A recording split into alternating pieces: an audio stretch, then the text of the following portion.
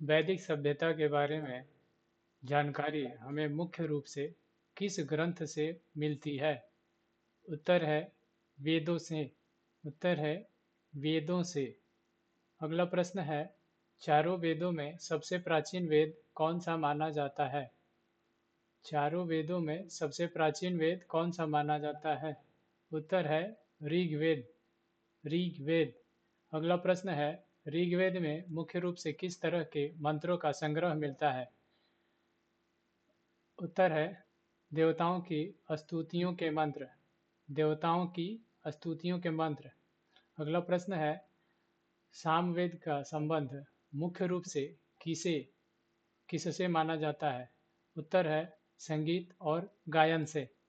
संगीत और गायन से। अगला प्रश्न है, यजुर्वेद में मुख्य रूप से किसका वर्णन मिलता है? प्रश्न है, यजुर्वेद में मुख्य रूप से किसका वर्णन मिलता है? उत्तर है यज्ञ की विधियों का। अगला प्रश्न है, अथर्ववेद में किस तरह की विषय वस्तु अधिक मिलती है? उत्तर है औषधि, रोग और घरेलू अनुष्ठानों से संबंधित। अगला प्रश्न है, गायत्री मंत्र किस वेद से मिलता है? उत्तर है ऋग्वेद। उत्तर है ऋग्वेद।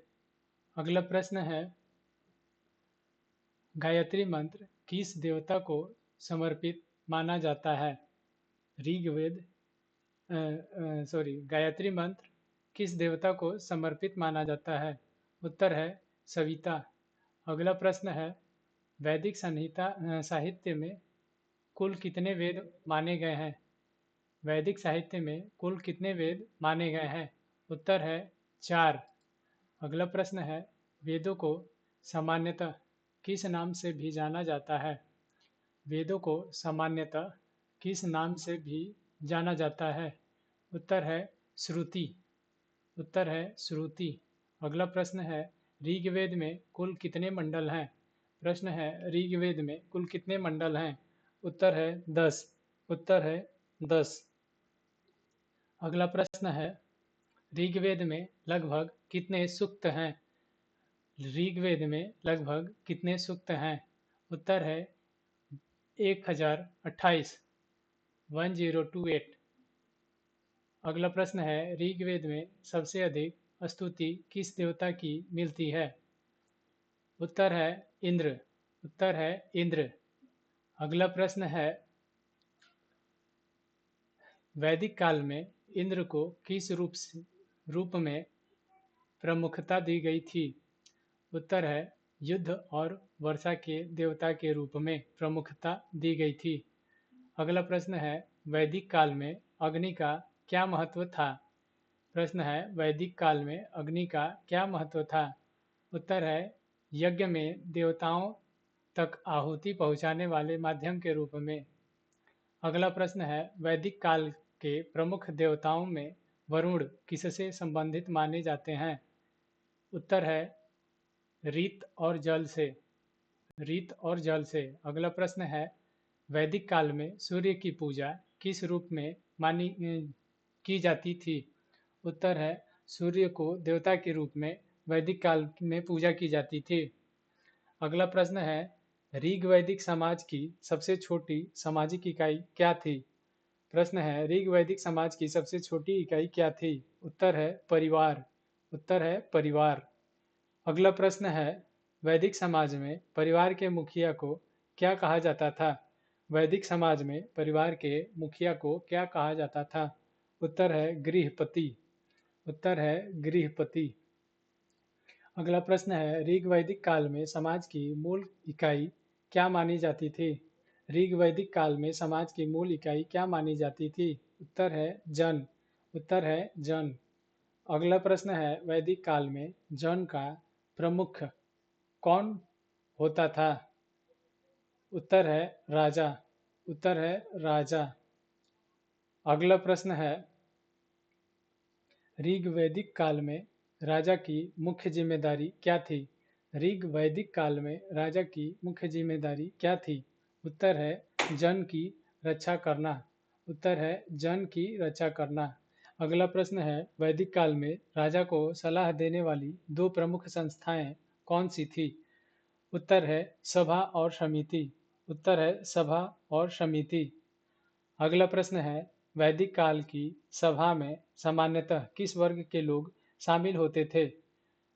प्रश्न है, वैदिक काल की सभा में सामान्यतः किस वर्ग के लोग शामिल होते थे? उत्तर है प्रमुख और विशिष्ट लोग। अगला प्रश्न है, समिति को वैदिक काल में किस प्रकार की संस्था माना जाता था? उत्तर है व्यापक जनसभा। उत्तर है व्यापक जनसभा। अगला प्रश्न है, वैदिक काल में युद्ध के लिए मुख्य रूप से किसका प्रयोग होता था? वैदिक काल में युद्ध के लिए मुख्य रूप से किसका प्रयोग होता था? उत्तर है रथ और घोड़ा का। अगला प्रश्न है, वैदिक काल की अर्थव्यवस्था का मुख्य आधार क्या था? उत्तर है पशुपालन और कृषि। पशुपालन और कृषि। अगला प्रश्न है, वैदिक समाज में संपत्ति का प्रमुख प्रतीक क्या माना जाता था? उत्तर है गाय। उत्तर है गाय। अगला प्रश्न है, ऋग्वेद में गाय के लिए किस शब्द का प्रयोग मिलता है? उत्तर है अघन्य। उत्तर है अघन्य। अगला प्रश्न है, वैदिक काल में गोत्र शब्द का संबंध किससे था? उत्तर है वंश या कुल से संबंधित था। अगला प्रश्न है, ऋग वैदिक काल में प्रमुख व्यवसाय क्या था? उत्तर है पशुपालन। उत्तर है पशुपालन। अगला प्रश्न है, उत्तर वैदिक काल में अर्थव्यवस्था में किसका महत्व बढ़ गया? उत्तर है कृषि का। अर्थव्यवस्था में महत्व बढ़ गया। अगला प्रश्न है, उत्तर वैदिक काल में किस धातु का व्यापक उपयोग शुरू हुआ? उत्तर है लोहा। उत्तर है लोहा। अगला प्रश्न है, उत्तर वैदिक साहित्य में लोहे के लिए किस शब्द का प्रयोग मिलता है? उत्तर वैदिक साहित्य में लोहे के लिए किस शब्द का प्रयोग मिलता है? उत्तर है कृष्ण अयस।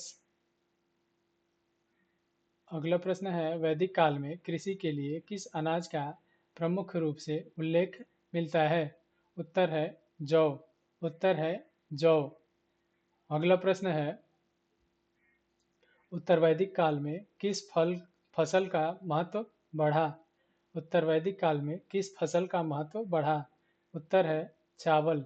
उत्तर है चावल। अगला प्रश्न है, वैदिक काल में व्यापार के लिए किस माध्यम का प्रयोग होता था?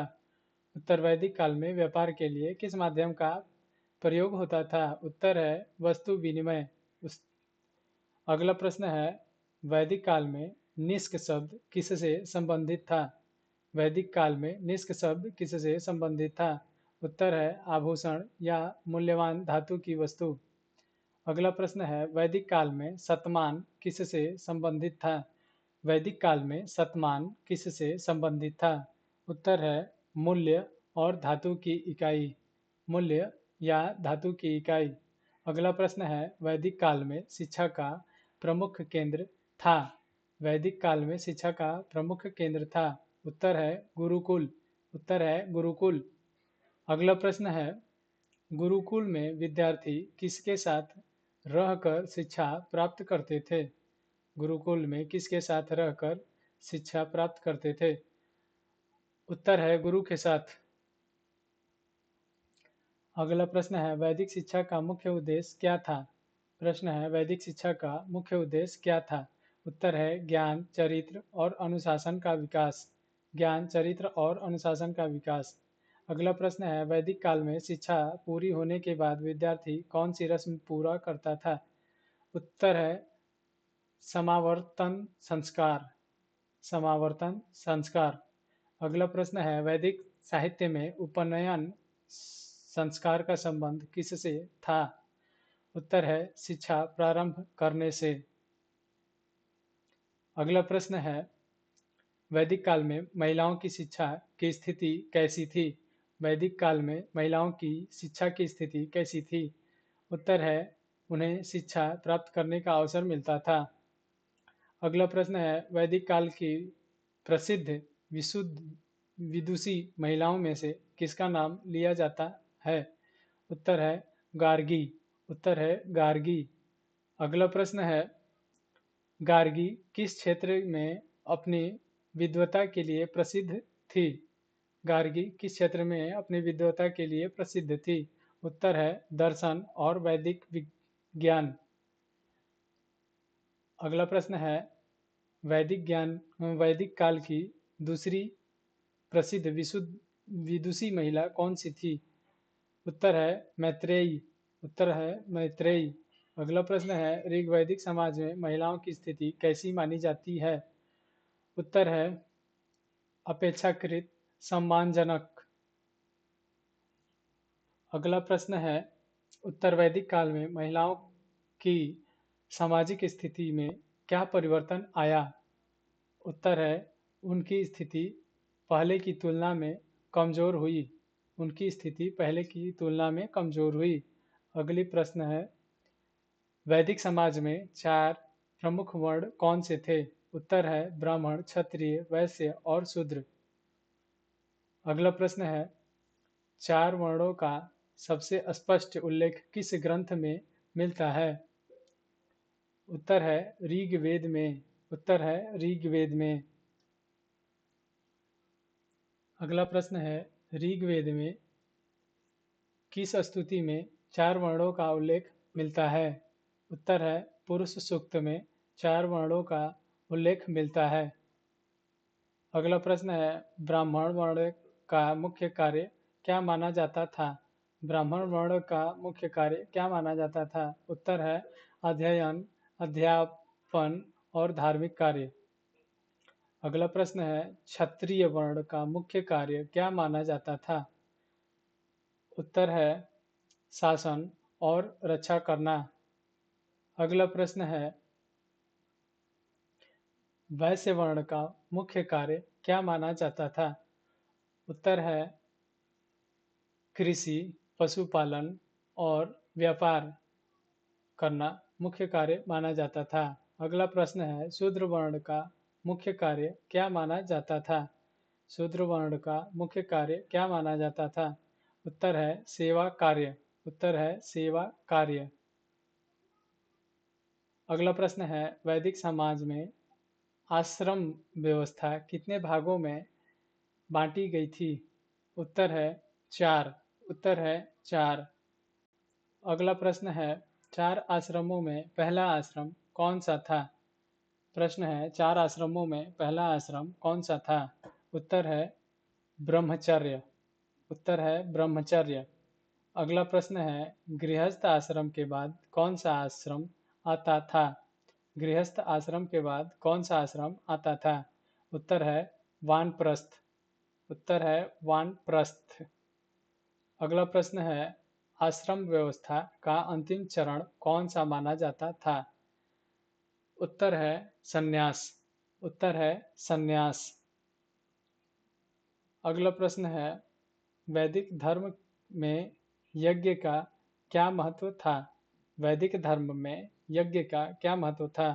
उत्तर है धार्मिक जीवन का महत्वपूर्ण हिस्सा। अगला प्रश्न है वैदिक काल में सोम का क्या महत्व था? प्रश्न है वैदिक काल में सोम का क्या महत्व था? उत्तर है एक पवित्र पेय और धार्मिक अनुष्ठान का हिस्सा। अगला प्रश्न है सोम का उल्लेख किस वेद में विशेष रूप से मिलता है? उत्तर है ऋग्वेद। उत्तर है ऋग्वेद। अगला प्रश्न है वैदिक धर्म में रीत शब्द किस विचार से जुड़ा था? उत्तर है ब्रह्मांडीय और नैतिक व्यवस्था से जुड़ा हुआ था। अगला प्रश्न है उत्तर वैदिक काल में धार्मिक कर्मकांडों का महत्व कैसा हुआ? उत्तर है काफी बढ़ गया था। उत्तर है काफी बढ़ गया था। अगला प्रश्न है उत्तर वैदिक काल में यज्ञों को कराने में किस वर्ग की भूमिका बढ़ी? उत्तर है ब्राह्मण। उत्तर है ब्राह्मण। अगला प्रश्न है राजसूय राजसूयज्ञ किससे संबंधित था? राजा के राजकीय अधिकार और प्रतिष्ठान से संबंधित था। अगला प्रश्न है अश्वमेध यज्ञ किससे संबंधित था? अगला प्रश्न उत्तर है राजा की शक्ति और प्रभुत्व से। अगला प्रश्न है वाजपेय यज्ञ किस प्रकार का वैदिक यज्ञ था? वाजपेय यज्ञ किस प्रकार का वैदिक यज्ञ था? उत्तर है राजकीय और धार्मिक यज्ञ। अगला प्रश्न है वैदिक साहित्य में ब्राह्मण ग्रंथों का मुख्य विषय क्या था? उत्तर है यज्ञ और कर्मकांड। यज्ञ और कर्मकांड। अगला प्रश्न है आरण्यक ग्रंथों का संबंध मुख्य रूप से किससे मिलता है? उत्तर है आध्यात्मिक चिंतन से। आध्यात्मिक चिंतन से।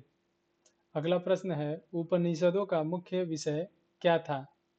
उपनिषदों का मुख्य विषय क्या है? उत्तर है दर्शन और आत्मज्ञान। उत्तर है दर्शन और आत्मज्ञान। अगला प्रश्न है उपनिषदों को वेदांत क्यों कहा जाता है? उत्तर है क्योंकि वे वैदिक साहित्य के अंतिम भाग माने जाते हैं। अगला प्रश्न है सत्यमेव जयते किस उपनिषद से लिया गया है? सत्यमेव जयते किस उपनिषद से लिया गया है? उत्तर है मुंडक उपनिषद। उत्तर है मुंडक उपनिषद। अगला प्रश्न है वैदिक साहित्य में आत्मा और ब्रह्म की चर्चा किसमें प्रमुख रूप से होती है? उत्तर है उपनिषदों में। उत्तर है उपनिषदों में। अगला प्रश्न है उत्तर वैदिक काल में राजनीतिक व्यवस्था में क्या परिवर्तन आया? उत्तर है बड़े राज्यों का विकास हुआ। अगला प्रश्न है उत्तर वैदिक काल में जन से आगे कौन सी राजनीतिक इकाई विकसित हुई? उत्तर है जनपद। उत्तर है जनपद। अगला प्रश्न है उत्तर वैदिक काल में किस क्षेत्र में बड़े राज्यों का विकास हुआ? उत्तर वैदिक काल में किस क्षेत्र में बड़े राज्यों का विकास हुआ? उत्तर है गंगा यमुना के मैदानों में। उत्तर है गंगा यमुना के मैदानों में। अगला प्रश्न है उत्तर वैदिक काल में किस क्षेत्र को विशेष महत्व मिला? उत्तर है कुरु पांचाल क्षेत्र। अगला प्रश्न है वैदिक काल में राजसूय किससे संबंधित था? उत्तर है राजा के राज्याभिषेक और प्रतिष्ठा से। अगला प्रश्न है वैदिक काल में राजा को कर या उपहार के रूप में क्या प्राप्त होता था? उत्तर है बलि। अगला प्रश्न है वैदिक काल में बलि शब्द का क्या अर्थ था? उत्तर है राजा को दिया जाने वाला कर या उपहार। अगला प्रश्न है वैदिक काल में दशराज्य युद्ध किससे संबंधित था? उत्तर है विभिन्न जनों के बीच युद्ध। दशराज्य युद्ध। अगला प्रश्न है दशराज्य युद्ध किस नदी के किनारे हुआ था? उत्तर है पुरुषड़ी नदी। परुषड़ी नदी। अगला प्रश्न है परुषणी नदी को आज किस नाम से जाना जाता है? उत्तर है रावी नदी। उत्तर है रावी नदी। अगला प्रश्न है दशराज्य युद्ध में किस राजा की विजय हुई थी? उत्तर है सुदास। उत्तर है सुदास। अगला प्रश्न है सुदास किस जन से संबंधित राजा था? उत्तर है भरत जन से। उत्तर है भरत जन से संबंधित राजा था। अगला प्रश्न है उत्तर वैदिक काल में दस्यु शब्द का प्रयोग किसके लिए किया गया था? उत्तर है आर्यों से भिन्न समूहों के लिए। आर्यों से भिन्न समूहों के लिए। अगला प्रश्न है, वैदिक काल में परिवार की पितृसत्तात्मक प्रकृति कौन सी थी, कैसी थी? उत्तर है, पिता या पुरुष मुखिया का प्रमुख स्थान था। अगला प्रश्न है, ऋग वैदिक काल में विवाह की सामान्य व्यवस्था कैसी थी? उत्तर है, एक विवाह की परंपरा प्रमुख थी। अगला प्रश्न है, वैदिक साहित्य में विवाह के किस प्रकार का उल्लेख मिलता है? उत्तर है, विभिन्न विवाह प्रथाओं का। अगला प्रश्न है, वैदिक काल में नियोग प्रथा का उल्लेख किससे संबंधित था? उत्तर है, संतान प्राप्ति की विशेष व्यवस्था। अगला प्रश्न है, वैदिक काल में मनोरंजन के लिए किस खेल का उल्लेख मिलता है? उत्तर है, रथ दौड़। उत्तर है, रथ दौड़। अगला प्रश्न है, ऋग्वेद में किस खेल का भी उल्लेख मिलता है? उत्तर है, पासा खेलना। उत्तर है, पासा खेलना। अगला प्रश्न है, वैदिक काल में लोग किस प्रकार के आवास में रहते थे? उत्तर है, लकड़ी और मिट्टी के बने घर में रहते थे। अगला प्रश्न है, वैदिक काल में किस पशु को विशेष आर्थिक महत्व प्राप्त था? उत्तर है, गाय को विशेष आर्थिक महत्व प्राप्त था। अगला प्रश्न है, वैदिक सभ्यता के अध्ययन के लिए सबसे महत्वपूर्ण स्रोत कौन सा है? उत्तर है, ऋग्वेद। अगला प्रश्न है, ऋग्वेद ऋग वैदिक और उत्तर वैदिक काल में मुख्य अंतर क्या था? उत्तर है, पशुपालन प्रधान समाज और कृषि और अस्थायी राज्यों की ओर बदलाव। अगला प्रश्न है, परीक्षा की दृष्टि से वैदिक सभ्यता की सबसे महत्वपूर्ण पहचान क्या याद रखनी चाहिए? उत्तर है, वेद, यज्ञ, सभा समिति, वर्ण व्यवस्था और कृषि पालन